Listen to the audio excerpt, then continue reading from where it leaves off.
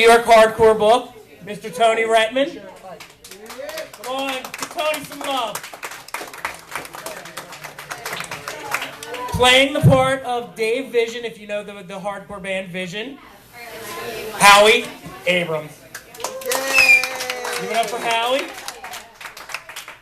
Playing the part of Mike Judge, the Mike Judge, our friend Michael Alago. Because you can't typecast him. And playing the part of Randy now, who is the club promoter and booker, is our friend Julie, who helped set all this up, and we owe her a great debt of thanks. Yay! Julie! Woo!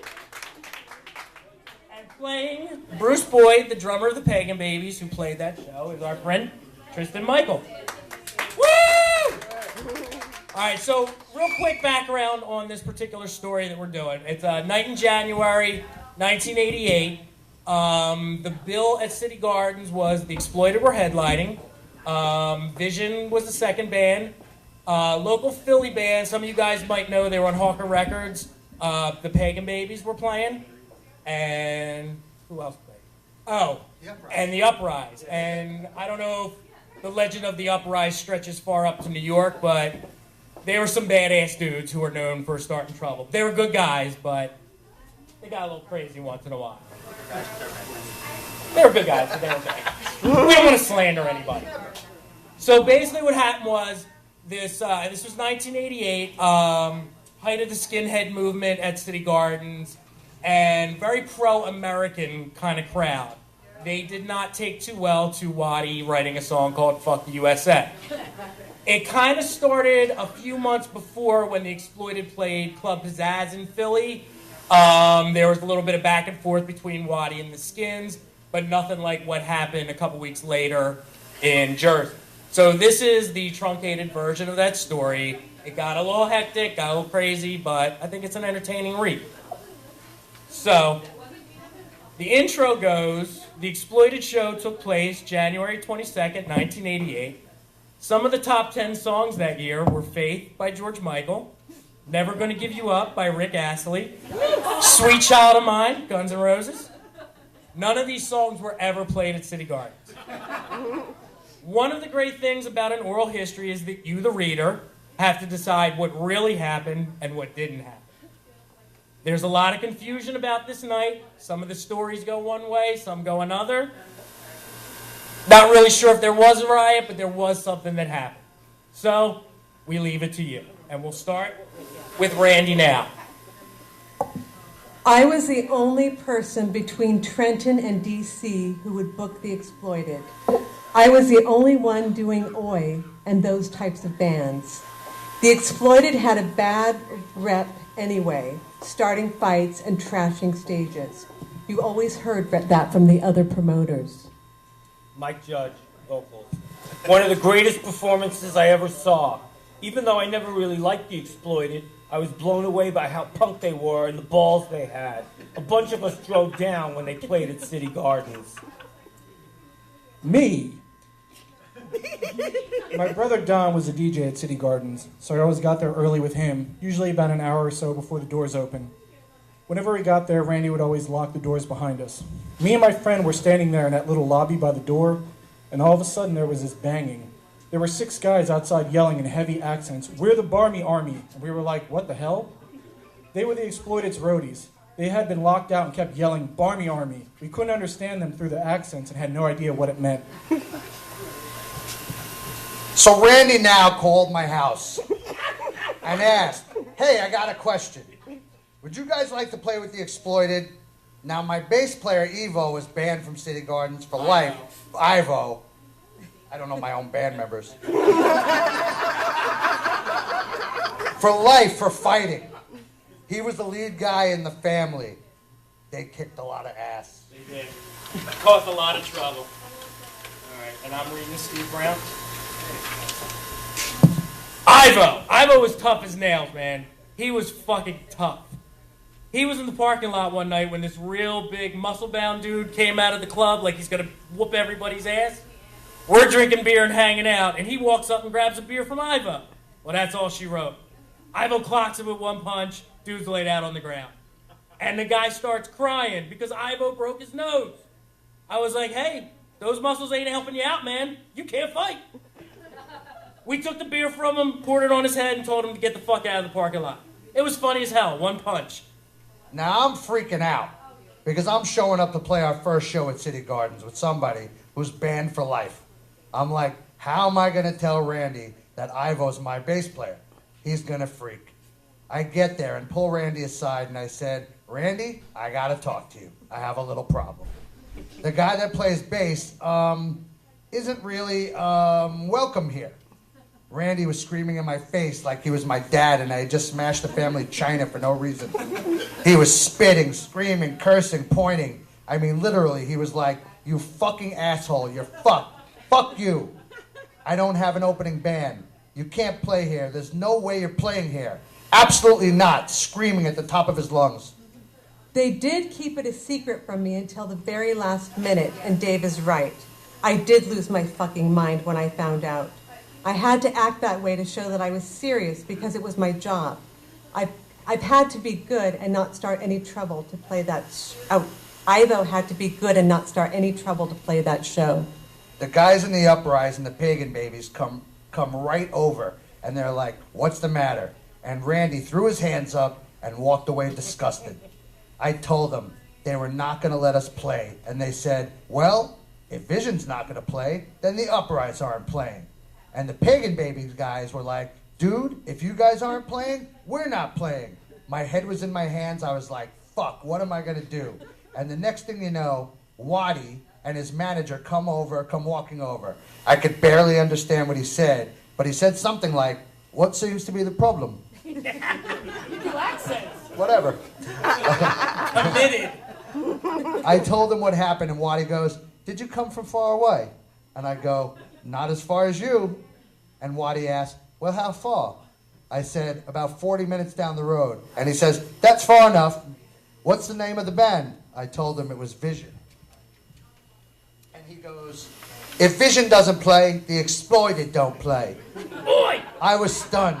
Randy threw his hands up and was like, okay, fine, you guys play. And then Ivo walks off the stage and right out of the club, the second you're done, I told him, no problem, whatever you want. So that's exactly what we did. We played our set, Ivo immediately left, and he was totally cool about it. As far as Waddy saying he wouldn't play, I don't think that's true, because I was his booking agent in New York back then. He wouldn't have pulled that on me. They were nice guys. I remember their manager at the time used to let Waddy babysit his kids. Waddy was a great guy. Of course, once they got on stage, it was a different story. Bruce Boyd, Pagan Babies drummer. We knew there was trouble coming because the Exploited had that song, Fuck the USA. The skinheads back then, and I knew from all the punk shows I had seen from '83 on, were always very pro-American. But they had all the American flag patches sewn on their green flight jackets. You knew that they were not going to be very nice to the Exploited. It's weird, this whole American thing. When we opened the club, if I put "From England" on a Bauhaus flyer, that made people come out to the show. But when I put the same thing on an Exploited flyer, people didn't come because of the whole American thing. They all loved the Clash song, I'm So Bored with the USA. What's the difference? It doesn't make any sense. The Uprise played right before The Exploited. The Exploited had set up their gear and left it on stage like, you're just going to have to work around this. I think that added more fuel to the fire. We were loading in that night, and there were some dudes from the Uprise crew hanging out. Everybody was excited about the show, but in the back of my mind I'm thinking, there's going to be fucking trouble. All right. The Uprise were great. Scott and Matt were full-blown skins. They knew there were going to be a lot of skinheads, so they came out wearing wigs. I saw Scott up on stage with this huge blonde afro, and I was like, what the hell is this guy doing? And all they were doing was just making fun of everybody. The Uprise set up a big American flag on the stage, and that didn't help either. I think the Uprise guys put on big afro wigs, too. They were being real sarcastic and saying things like, oh, don't worry about the people from this country, we're fine. You guys can come over here and set your shit up, we'll work around it, it's fine. We had no trouble from the crowd. Vision had no trouble from the crowd. Everybody was moshing it up and loving it. Then I thought, This is kind of weird to have the Exploited come out and headline this show. This was just not the scene for the first three bands, and then the Exploited. Then the Exploited came on. I just assumed that the Skinheads were sort of like the Exploited. I mean, the Skinheads wanted to be from England, the Exploited were from England, and they both had that same meathead mentality. The crowd seemed like they hated the band. They were spitting on Waddy. As the Exploited played, you could hear all these gobs from the spit raining down on the Wati. You could literally see the gobs of spit being launched at him. You could see the Skins in the crowd hawking loogies, just firing away. And they landed everywhere. But the Exploited just kept on going. The only reason we went after Waddy and the Exploited that night was because they got the Skins all riled up. We had the American flags going. We were having a great time. And the kick in the ass was we were all Americaned up that night. The Exploited were like, fuck the USA, fuck the USA. So it kind of pissed everybody off. The Skins all moved up to the front. They started by chanting, USA, USA. Then they all gave the finger. Then they started spitting on Waddy, but he never backed down or said anything. He just stood his ground. You could feel it in the air. Once all those skinheads began pushing their way up front, you just knew that something was going to happen and that the Exploited were going to have a rough time of it. I was like, damn, I don't know if I ever want to be a frontman. I don't know if I'd ever be a frontman who could pull that off. Spitting started back in England. It was a way of showing appreciation. It didn't mean the same thing that it did over there as over here. The Exploited were used to it, so it didn't really bother them. And Waddy's screaming, the Skins on me, mates! The Skins on me, mates! And we're like, fuck you! We're spitting on them and shit. It was just us being us, that's all. When the shit went down, he probably thought it was all the Skins against him, but it wasn't. He pissed us off because we were all Americaned up that night.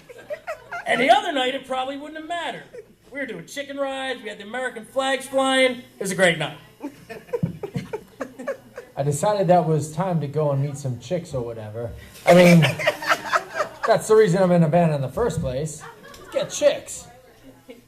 And that was it. After that, it was chaos. I was outside interviewing the Pagan Babies in their van for Jersey Beat, and it was like conducting an interview in Kuwait. There was noise everywhere, shit flying through the air. We saw through the window that people were throwing bottles. It was utter chaos. It only takes 10 guys working in an empty U-Haul trailer for a couple of minutes to tip it over. It was empty because all of the equipment was on stage. It was just a trailer, not the whole band. They tipped their van over and chased them right out of Trenton. It was insane. They only tipped over the U-Haul trailer. It would have been national news if they tipped over a whole van. That simply did not happen. Those kids are full of shit. And I don't remember any windows being smashed. Maybe one or two got broken, that's it. The band really didn't care. It was a good paying gig for them. And all those kids who came to the show and didn't like them and spit on them, they all bought t-shirts. The Exploited sold a shitload of merchandise. They would sell $2,000 to $3,000 worth of stuff a night.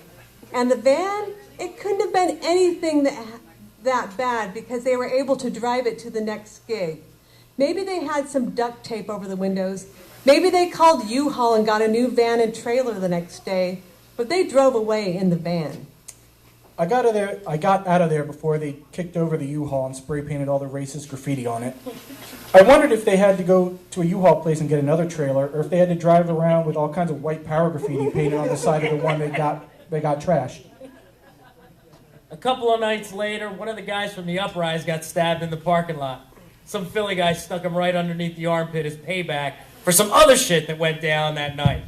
So me and Sam Psycho found the guy, we beat the hell out of him. We tried to break his leg. We dragged him over to the curb, we jumped up and down on him, trying to get his leg to break. It wouldn't break! He's all wobbly and stretchy, and we couldn't get it to break. So we just wound up pissing on him. That was the night Adams, this fat, pudgy guy who always had a mohawk, stopped coming around because we were too violent. See, when you're drunk all the time, it all kind of meshes together. There were a lot of great nights there. All those crazy fights stand out. I miss those days. Now that I'm married with kids, I don't do shit anymore. Mike Judge. Take us home. Once I got into my own band and started going out on tour and playing those small little towns where people aren't so tolerant of you, especially if they think you come up with this new big New York attitude, and the local tough guy wants to show up the singer of the New York band or whatever. Every time I had to go play in front of a hostile crowd, I would always think of that show. I would always think of Waddy standing up to the whole crowd of people who were very vocal that they didn't like him. Just the balls that they had to stand out there and play through that. That's the performance I think of. It was impressive. And scene. Yeah.